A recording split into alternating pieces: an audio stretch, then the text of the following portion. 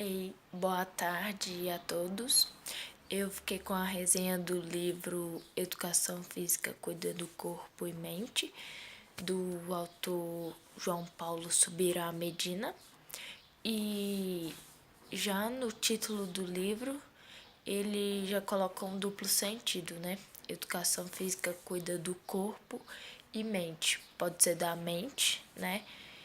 E mentir sobre tudo o que a educação física em si prega e os profissionais da educação física e estudantes pregam e estão acreditando na naquela mentira contada. Bom, ele começa o livro, aliás, durante todo o livro, ele fala que a educação física precisa de uma crise para a revolução e que a educação física não tem pensado sobre o que ela tem ensinado e divulgado durante esses anos. Ele também fala sobre a educação física não ter uma identidade própria e pede para que os alunos e os profissionais de educação física possam mudar essa identidade, criar uma nova identidade, na verdade, né? Outros tópicos que ele fala é do modismo do corpo hoje em dia.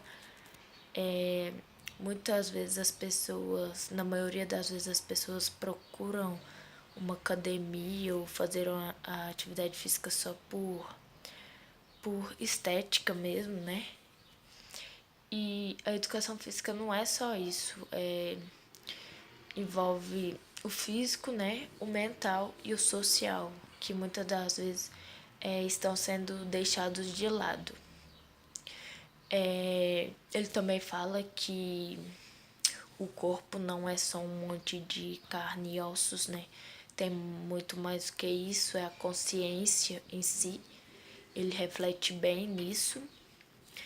E outros tópicos que ele fala também que os profissionais de educação física, mas em si os professores estão formando acéfalos, né, que não procuram ler e só tem o corpo mesmo, a beleza do corpo, e não se procuram informar mais sobre a educação física em si, a prática e os fundamentos da educação física, aprimorar os fundamentos da educação física. Ele também critica muito a escola, o papel dos professores na escola, e ele traz alguns. Ele faz perguntas, né, para alguns alunos de uma escola, e a maioria dos alunos não sabem o que é educação física. A maioria se remete à educação física apenas como esporte, né? O que não é a verdade, é muito mais do que isso. Lazer, brincadeira, jogos, até o movimento da mente mesmo, né? E o depoimento dos alunos, ele traz alguns desses depoimentos e a maioria dos depoimentos são chocantes mesmo e são alunos do ensino médio. Outro ponto que ele toca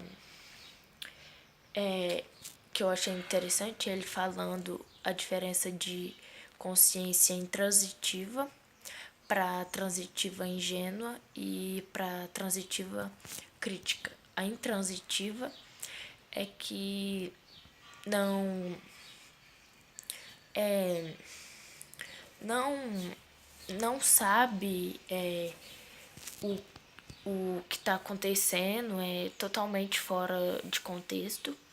A consciência transitiva ingênua é que procura saber do assunto, mas não pergunta, não explora o assunto, aceita tudo como uma verdade absoluta. E a intransitiva crítica é aquela que todos nós deveríamos ter, né? Conhecer sobre o assunto, perguntar mais, fazer críticas, não aceitar como uma verdade absoluta tudo aquilo que a gente escuta e ouve, né? Estudar mais. Mas ele fala que uma pessoa pode ter essas três consciências em determinados níveis de sua vida. Outro ponto que ele fala é que para ter um diálogo, ele fala que hoje a gente não tem um diálogo mais, e para ter um diálogo é necessário amor para escutar o que o outro tá falando, né?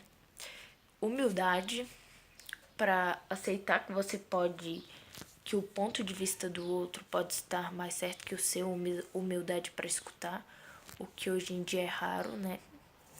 A maioria das pessoas só querem falar e convencer a outra a mudar de ideia, mas essa humildade é para que, se você tem que mudar de ideia, aceite isso, mas escute a opinião do outro e coloque a sua opinião também. Humildade, esperança, de que o outro sabe, de que o outro estudou para estar debatendo sobre determinado tema. Confiança, você tem que ter confiança no que você vai falar, né? Testemunho, o testemunho é você saber tudo sobre si. Por exemplo, se perguntar para si mesmo sobre a sua opinião, sobre aquele tema. Então, esses são os pontos para ter um diálogo hoje em dia, o que é bem complicado, né? Ele também fala sobre a diferença de entender e conhecer, que eu achei muito legal, que as pessoas hoje confundem muito entender com conhecer. Quando você pode até entender determinado assunto, mas se você não conhece aprofundadamente, deslancha aquilo, você está pregando uma mentira. Você fala aquilo, mas nem você acredita. Você prega uma mentira para os outros. Então, a gente tem que procurar conhecer mais do que entender.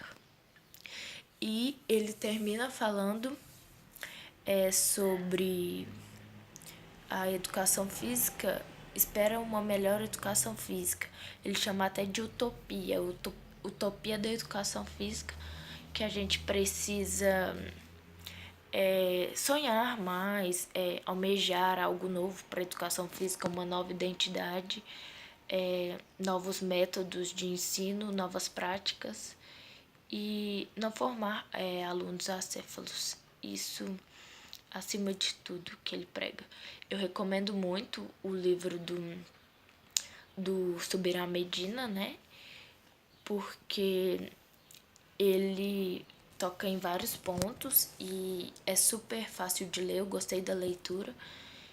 E ele fala sobre a identidade da educação física, que eu concordo com ele, que nós ainda não temos uma identidade específica.